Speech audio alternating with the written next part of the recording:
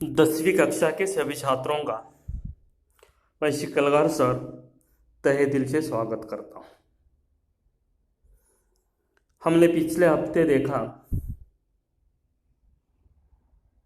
पहली इकाई समाप्त हो गई। अब दूसरी इकाई को आरंभ आज हम करने जा रहे हैं। दूसरी इकाई का पहला ही पाठ पद्य पाठ है, बरसी जलद। वर्षा ऋतु का वर्णन इस पद्य पाठ में गोस्वामी तुलसीदास ने किया है।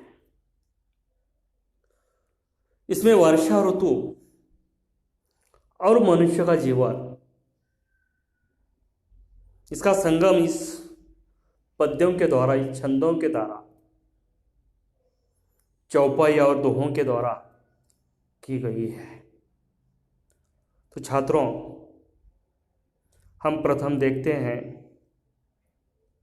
कवि गोस्वामी तुलसीदास जी का अल्पसा परिचय।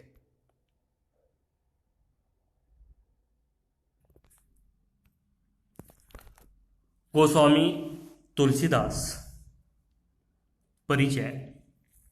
इनका जन्म 1511 बांदा उत्तर प्रदेश में है, वहाँ पर हुआ।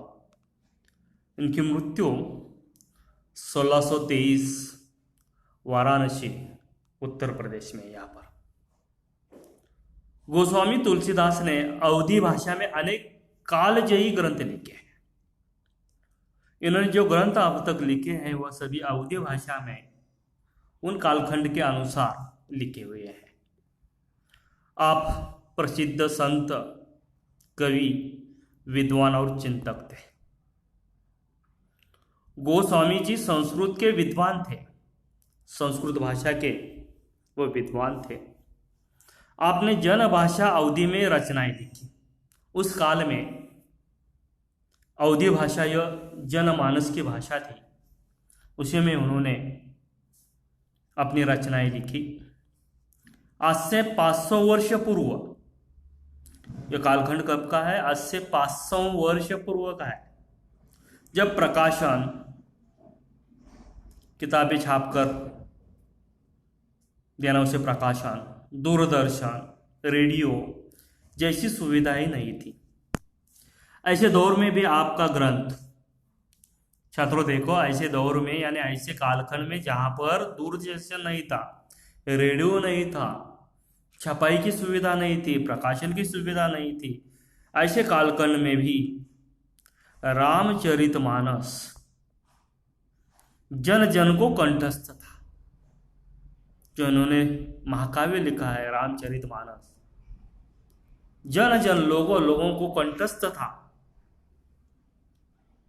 आपके द्वारा रचित महाकाव्य रामचरितमानस को विश्व के लोकप्रिय प्रथम 100 महाकाव्य में महत्वपूर्ण स्थान प्राप्त है। पूरे विश्व में अगर महाकाव्य 100 ले जाए तो उसके अंदर यह महाकाव्य रामचरितमानस का समावेश होता है। गोस्वामी तुलसीदास ने जिन प्रमुख कृतियों का रचनाएं की हैं, उसमें रामचरितमानस जो महाकाव्य है, कवितावली, विनय पत्रिका, गीतावली, दोहावली, हनुमान बाहुक, बरवे रामायण, जानकी मंगल आदि उनकी प्रमुख रचना है। अब इस पाठ के संबंध में अल्पसा परिचय क्या है, इस पाठ के अंदर इसका हम अध्ययन करते हैं। तो देखो छात्रों, इस प्रस्तुत पद्यांश गोस्वामी तुलसीदास रचित रामचरितमानस इस महाकाव्य के किष्किंधा कांड से लिया गया है। जो महाकाव्य है रामचरितमानस, उसमें एक भाग है किष्किंधा कांड, उसमें से एक छोटा सा अंश यहाँ पर हमें पढ़ाई के लिए लिया गया है। यह पद्यांश चौपाई एवं दोहा छंद में है।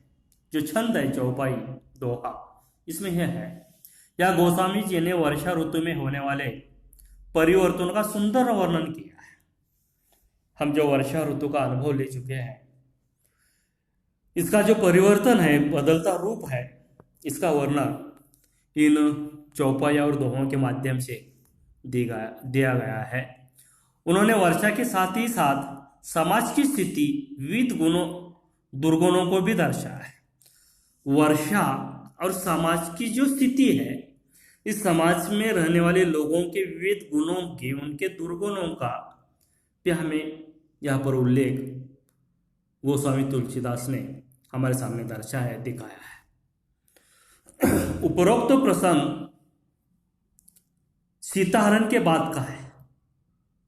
छात्रों, हम जानते हैं कि 14 वर्ष वनवास में प्रभु राम, सीता मैया और भाई लक्ष्मण थे। तो वहां पर रावण ने सीता का हरण किया। इस प्रसंग का वर्णन इस पाठ में है, पद्य में है। श्री राम लक्ष्मण सीता जी की खोज में भटक रहे हैं। अब राम और लक्ष्मण सीता जी की खोज करने में वन वन भटक रहे थे।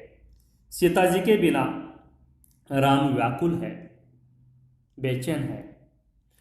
रामचंद्र जी कहते हैं, आसमान में बादल घोर गर्जना कर रहे हैं। और जब यह दोनों भाई मैया सीता की खोज कर रहे थे, तो आकाश में बादल गरजने लगे हैं। पत्नी सीता के न होने से मेरा मन डर रहा है। और प्रभु श्री राम कहते हैं कि मेरी पत्नी सीता अब नहीं है, उससे मेरा मन डर रहा है। आकाश में बिजली ऐसी चमक रही है जैसे दुष्ट व्यक्ति की मित्रता स्थिर नहीं रहती। और बादल उमड़ घुमड़ कर आए हैं और आकाश में बिजलियां चमक रही है। तो इसका वर्णन यहाँ पर इस तरह किया है कि दुष्ट व्यक्ति का जो मित्रता है वह अब स्थिर नहीं है। इस तरह का वर्षा ऋतु का वर्णन इस पद्य पाठ में किया है। छात्रों, हम देखते हैं।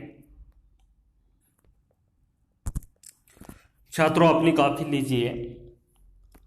अवधी भाषा है, बहुत से नए शब्द है, कठिन शब्द है, आपको तुरंत लिख कर लेना है और इन पंक्तियों का भावार्थ मैं बताते जाऊंगा। तो देखो, पहली पंक्ति है, घन घमंड नभ गरजत घोरा, प्रियाहीन डरपत मन मोरा। घन बादल, घमंड जिसे हम गर्व कहते हैं, नभ आकाश, गरजत गरजना, घोरा भयंकर, डरपत मन डर रहा है। देखो, इस पंक्ति का भावार्थ देखेंगे हम। घन घमंड नभ गरजत घोरा, प्रियाहीन डरपत मन मोरा। कवि कहते हैं कि आकाश में बादल उमड़ घुमड़कर भयंकर गर्जना कर रहे हैं। जो आकाश में बादल आए हैं, उमड़ घुमड़कर गर्जना करते हुए आए हैं। और ऐसे समय में श्री राम जी कहते हैं कि प्रिया यानी सीता के बिना मेरा मन डर रहा है। और ऐसे समय में सीता मेरे पास नहीं है, इसलिए मेरा मन बहुत ही व्याकुल हो रहा है, डर रहा है। दूसरी पंक्ति देखेंगे, दामिनी दमक रही घन माही, खल के प्रति जथा थिर नाही। दामिनी का मतलब है बिजली, दमक यानी दमकना, चमकना, खल दुष्ट व्यक्ति, थीर यानी स्थिर। देखेंगे, दामिनी दमक रही घन माही, खल के प्रति जथा थीर नाही। छात्रों, आकाश में बादल आने पर वहां पर बिजली चमकती है। इसका वर्णन किस तरह किया है, देखो। बिजली आकाश में ऐसे चमक रही है, दामिनी दमक रही घन माही, ऐसी चमक रही है जैसे खल के प्रति जता थीर नाही, जैसे दुष्ट व्यक्ति की मित्रता स्थिर नहीं रहती, यानी वो चमकती है और चमककर लुप्त हो जाती है। आकाश में बिजली चमकती है, वो स्थिर नहीं रहती, तुरंत लुप्त हो जाती है। जैसे हमारे दुष्ट व्यक्ति होते हैं, उनकी मित्रता चिरकाल टिकने वाली नहीं होती। वो दुष्ट व्यक्ति मित्रता अपना मतलब निकालने के लिए करते हैं, और मतलब निकालने पर उनकी मित्रता टूट जाती है। उसी तरह बिजली भी आकाश में चमकती है और तुरंत लुप्त हो जाती है। बरस ही जलद भूमि नियर आए, नियर आए का मतलब है पास आकर। जथा जैसे, नवही झुक जाना, बुध यानी विद्वान। देखो छात्रों, पंक्ति किस तरह, बरसी जलद भूमि नियर आए, जथा नवही बधु विद्या पाए। जैसे कि बादल पृथ्वी के नजदीक आकर नीचे उतरकर बरस रहे, बरसी जलद भूमि नियर आए। यह जो बादल है अत्यंत नजदीक आ चुके हैं, पृथ्वी के नजदीक आए हैं और वो बरस रहे हैं। जैसे जथा नवही बधु विद्या पाए, जिस तरह, ठीक उसी प्रकार जैसे विद्वान व्यक्ति विद्या प्राप्त कर विनम्र हो जाता है। जैसे व्यक्ति विद्वान होता है, वो शालील बन जाता है, विनम्र बन जाता है। उसी तरह यहाँ पर कवि ने इसका वर्णन किया है। बूंद आघात सही गिरी कैसे, खल के वचन संत सहज ऐसे। छात्रों, आगे की पंक्ति देखेंगे, आघात प्रहार, गिरी पर्वत, खल दुष्ट, सह यानी सहन देना। वर्षा का वर्णन यहां पर दिया है, किस तरह देखें, बूंद आघात सही गिरी कैसे, खल के वचन संत सहज ऐसे। जिस तरह वर्षा शुरू होने पर वर्षा के बूंद जो है, इन बूंदों की चोट पहाड़ों पर पड़ जाती है और ये पहाड़ गिरी इन बूंदों का प्रहार सहन कर लेते हैं। इसका वर्णन किस तरह किया है कवि ने, देखिए, जैसे खल के वचन संत सहज ऐसे, जैसे शांत भाव से जो संत पुरुष होते हैं, सज्जन पुरुष होते हैं, वो शांत भाव से दुष्टों के कटु वचन सह लेते हैं, उसी तरह ये वर्षा के बूंदों का प्रहार यह गिरी शांत भाव से सह लेते हैं। संत और गिरी की यहाँ पर तुलना की गई है।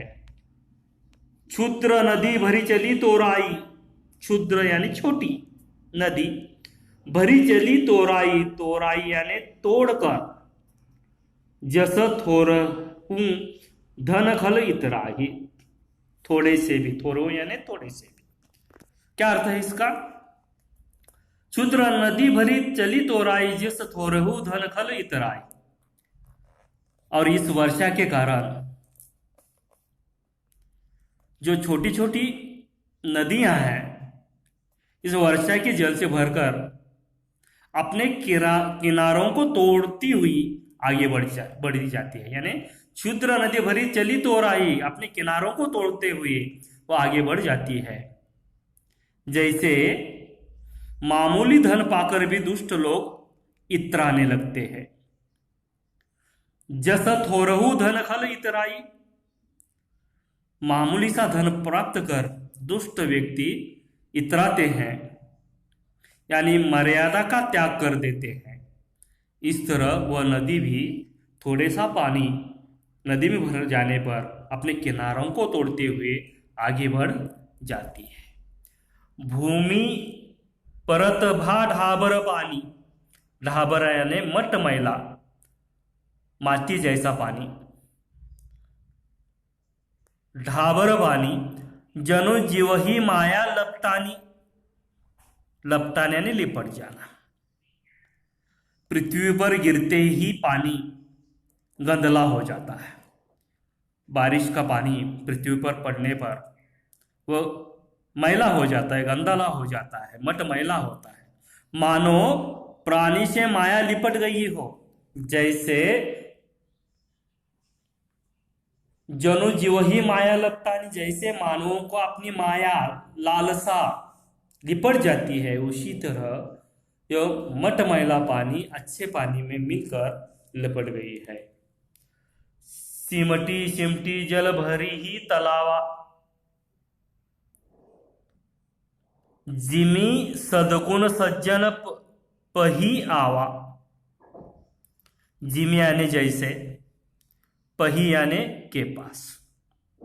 क्या कहा है देखिए,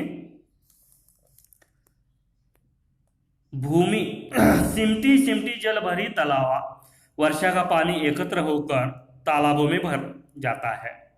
जनु जिमी सदगुण सज्जन पवी आवा, जैसे एक एक कर सदगुण सज्जन व्यक्ति के पास चले आते हैं। जिस तरह सदगुण व्यक्ति, अच्छा व्यक्ति होता है, उसके पास एक एक एक करके हर सदगुण व्यक्ति आते हैं, उसी तरह यह पानी भी आखिर तालाब में सिमट जाता है।